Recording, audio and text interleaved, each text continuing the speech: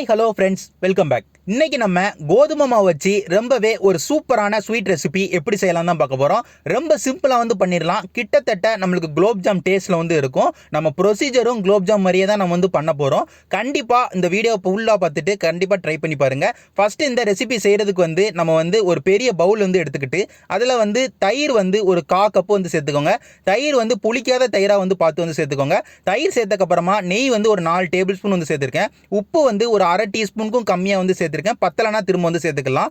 அதுக்கப்புறமா cooking soda ஒரு 1/4 டீஸ்பூனுக்கும் கம்மியாக சேர்த்துருக்கேன். இது எல்லாத்தையுமே சேர்த்து நல்லா மிக்ஸ் பண்ணி விட்டுக்கோங்க. மிக்ஸ் பண்ணி முடிச்சக்கப்புறமா ஒரு 1/4 கப்பு தண்ணி சேர்த்து திரும்பியும் நல்லா மிக்ஸ் பண்ணி விட்டுக்கோங்க.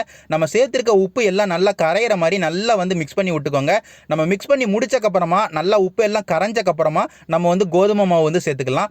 கோதுமை மாவு 2 கப்பு நான் கோதுமை மாவு சேர்த்துருக்கேன். கிட்டத்தட்ட பார்த்துக்கிட்டிங்கன்னா 280 கிராம் கோதுமை மாவு இருக்கும்.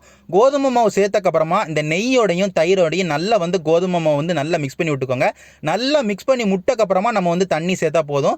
தண்ணி ரொம்ப சேர்க்க வேண்டாம். ஒரு 1/4 கப்பு மட்டும் தண்ணி போதும். நம்மளுக்கு இந்த மாவு கிட்டத்தட்ட சப்பாத்தி மாவு கன்சிஸ்டன்சி கொண்டு வரணும். அதனால் நமக்கு அதுக்கு தகுந்த மாதிரி தான் நம்ம தண்ணி சேர்க்கணும். அதனால் ஒரு 1/4 கப்பு மட்டும் நம்ம சேர்த்துருக்க 2 கப்பு மாவுக்கு போதும். 1/4 கப்பு தண்ணி சேர்த்து நல்லா பிசைஞ்சு விட்டுக்கோங்க.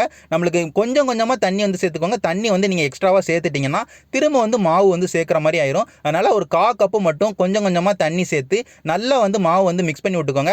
மாவு நல்லா மிக்ஸ் பண்ணி விட்டக்கப்புறமா அது நல்லா சப்பாத்தி மாவு கன்சிஸ்டன்சிக்கு வந்தக்கப்புறமா அதை நல்லா நம்ம மாலிஷ் பண்ணணும். அதாவது நல்லா பிசைஞ்சு விடணும். நல்லா மசாஜ் பண்ணணும். ஒரு 10 நிமிஷத்துக்காவது மாவு நல்லா பிசைஞ்சு விடுங்க.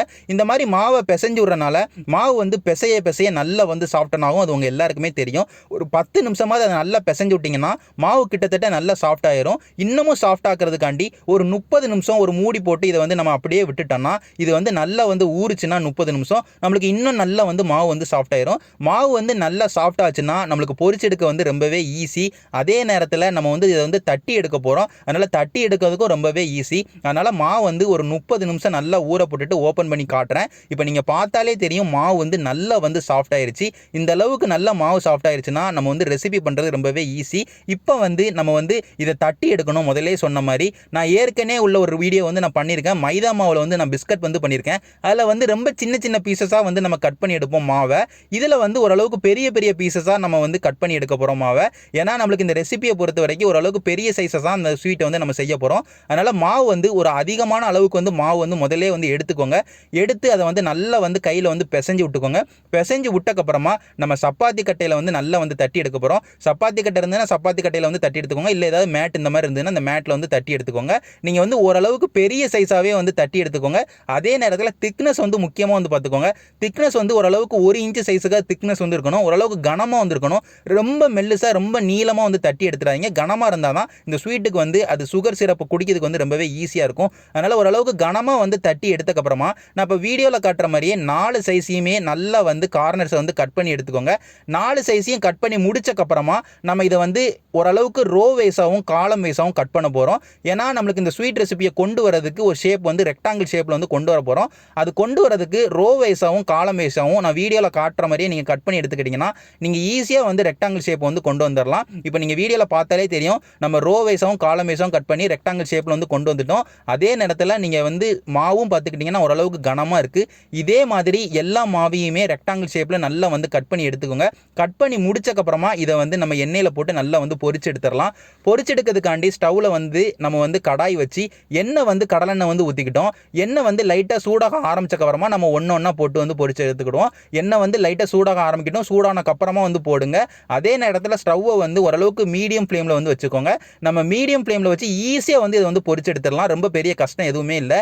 நம்ம தண்ணி கரெக்டான அளவில் சேர்த்துருந்தாலும் அதே நேரத்தில் குக்கிங் சோடா கரெக்டான அளவில் சேர்த்துருந்தாலும் நம்மளுக்கு எந்த ஒரு கிராக்குமே இல்லாமல் உடையாமல் நம்மளுக்கு சூப்பராக நம்ம இதை பொரிச்சு எடுத்துடலாம். அந்த மாவை நம்ம பொரிச்சு எடுக்கிறது பார்த்துக்கிட்டிங்கன்னா ஸ்டவ்வை மீடியம் ஃப்ளேமில் வச்சு ஒரு 3 நிமிஷத்துக்கு நம்ம பொரிச்சு எடுத்தாலே நம்மளுக்கு நல்லா மாவு எல்லாமே நல்லா வெந்து நல்ல மொறுமொறுப்பாக அந்த ஸ்வீட் நம்மளுக்கு கிடைச்சிரும். நம்ம ஹை ஃப்ளேமில் வச்சு பொரிச்சோம்னா நம்மளுக்கு ஈஸியாக கலர் வெளியே மாறிடும். ஆனால் உள்ளே மாவு வெந்திருக்காது. அதனால தான் உங்களை மீடியம் ஃப்ளேமில் வச்சு ஒரு 3 நிமிஷத்துக்கு நான் பொரிச்சு பொரிச்சு எடுத்துக்கிற சொல்லிட்டேன். அதே மாதிரி 2 சைடுமே நல்லா வந்து திருப்பி போட்டு 2 சைடுமே நல்லா பொரியிற மாதிரி பொரிச்சு எடுத்துக்கோங்க. பொரிச்சு முடிச்சக்கப்புறமா நம்மளுக்கு ஒரு 3 நிமிஷம் கழிச்சு நம்ம ஆயில இருந்து எடுத்துட்டோம். இப்போ நீங்கள் பார்த்தாலே தெரியும். ஓரளவுக்கு கோல்டன் ப்ரௌன் கலருக்கு வந்தக்கப்புறமா எடுத்துக்கோங்க. ரொம்ப டார்க் ப்ரௌன் கலருக்கு வந்து மாற்றிடாதீங்க. அது வந்து மாவு வந்து ஒரு மாதிரி கசக்க ஆரம்பிச்சிடும். அதனால் ஓரளவுக்கு கோல்டன் ப்ரௌன் கலருக்கு வந்தக்கப்புறமே ஒரு 3 நிமிஷம் கழிச்சு இதை வந்து ஆயிலேருந்து எடுத்துக்கிட்டிங்கன்னா உங்களுக்கு நல்ல மொறுமொறுப்பாகவும் நல்ல வெந்து வந்து மாவு வந்து கிடச்சிரும். இதே மாதிரி எல்லா கட் பண்ணி வச்ச மாவையுமே நல்லா வந்து பொரிச்சு எடுத்துக்கோங்க. பொரிச்சு முடிச்சக்கப்புறமா நம்மளுக்கு ஒரு பார்ட் வந்து முடிஞ்சிட்டு கடைசியாக நம்மளுக்கு வந்து சீனி தண்ணி மட்டும் ரெடி பண்ணணும். அதையும் வந்து நம்ம ரெடி பண்ணிடலாம். அதுக்கு வந்து ஸ்டவ்வில் வந்து இன்னொரு கடாய் வச்சு நான் சீனி வந்து சேர்த்துக்கிட்டேன். சீனி வந்து 1 கப்பு வந்து நான் சீனி சேர்த்துக்கிட்டேன். 1 கப்பு சீனி அப்படிங்கும்போது 250 கிராம் வந்து சீனி இருக்கும். அந்த 250 கிராம் சீனியை வந்து நம்ம வந்து ஒரு 2.25 கப்பு தண்ணியில் வந்து நம்ம வந்து நல்லா வந்து கொதிக்க விட போகிறோம். ஏன்னா இது வந்து நம்மளுக்கு வந்து பக்குவம். ஏன்னா 1 கப்புக்கு அப்படிங்கும்போது நம்ம 2.25 கப்பு தான் தண்ணி வந்து சேர்க்கணும். ரொம்ப எக்ஸஸாக வந்து சேர்த்துட்டாலும் நம்மளுக்கு வந்து சுகர் சிரப், அதாவது சீனி தண்ணி வந்து ரொம்ப தண்ணியாக வந்து மாறிடும். ரொம்ப கம்மியாக சேர்த்துட்டோம்னா ரொம்ப இறுகி ஒரு மாதிரி கட்டியாக வந்து நம்மளுக்கு வந்து சீனி தண்ணியும் வந்து மாறிடும். அதனால் சொன்ன அளவில் வந்து தண்ணி சேர்த்து கொதிக்க விடுங்க. ஒரு 3 நிமிஷத்துக்கு ஹை ஃப்ளேமில் வச்சு கொதிக்க விட்டிங்கன்னா உங்களுக்கு சீனி எல்லாமே நல்லா வந்து வத்திரும். வத்தி முடிச்சக்கப்புறமா ஒரு 1 நிமிஷத்துக்கு நீங்கள் வந்து கொதிக்க விட்டிங்கன்னா உங்களுக்கு வந்து சிங்கிள் சிக் கன்சிஸ்டன்சிக்கு வந்து சீனி தண்ணி வந்து மாறிடும். அதாவது ஒரு கம்பி பதத்துக்கு. அந்த அளவுக்கு ஒரு கம்பி பதத்துக்கு மாறினக்கு அப்புறமா தான் நம்ம ஏலக்காய் பொடி வந்து சேர்க்கணும். ஏலக்காய் பொடி சேர்க்கும் போது ஸ்டவ்வை வந்து லோ ஃப்ளேமில் வந்து வச்சுக்கோங்க. ஸ்டவ்வை வந்து லோ ஃப்ளேமில் வச்சுட்டு ஏலக்காய் பொடி வந்து ஒரு 1/4 டீஸ்பூனுக்கும் கம்மியாக வந்து சேர்த்துக்கோங்க. 1/4 டீஸ்பூனுக்கும் கம்மியாக சேர்த்து ஒரு 30 செகண்ட்லேருந்து ஒரு 40 செகண்டுக்கு மட்டும் சீனி தண்ணி வந்து இந்த ஏலக்காய் பொடியோட நல்லா வந்து கொதிக்க விடுங்க. ரொம்ப நேரம் கொதிக்க விட வேண்டாம். ஏன்னா சீனி தண்ணி வந்து நம்மளுக்கு வந்து வத்திரும். ரொம்ப வத்திருச்சுன்னா நம்மளுக்கு வந்து ஊற வைக்கிறதுக்கு வந்து பத்தாத அளவுக்கு வந்து சீனி தண்ணி வந்து ஆயிரும். அதனால் சீனி தண்ணி வந்து ஒரு 30 செகண்டுக்கு மட்டும் ஏலக்காய் பொடி சேர்த்து நல்லா வந்து கொதிக்க விட்டக்கப்புறமா ஸ்டவ்வை வந்து ஆஃப் பண்ணிடுங்க.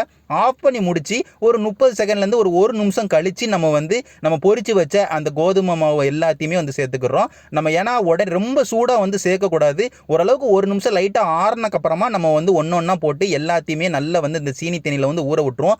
ஒரு 30 நிமிஷம் இது வந்து கண்டிப்பாக வந்து ஊறணும். ஒரு 30 நிமிஷம் ஊறினா தான் நம்மளுக்கு இது எல்லாத்தையுமே சீனி தண்ணி வந்து நல்லா குடிச்சு நல்லா வந்து டேஸ்ட்டாக வந்து ஸ்வீட் வந்து மாறும். நம்ம வந்து உடனே வந்து எடுத்து சாப்பிட்டோம்னா அந்த அளவுக்கு வந்து டேஸ்ட் இருக்காது.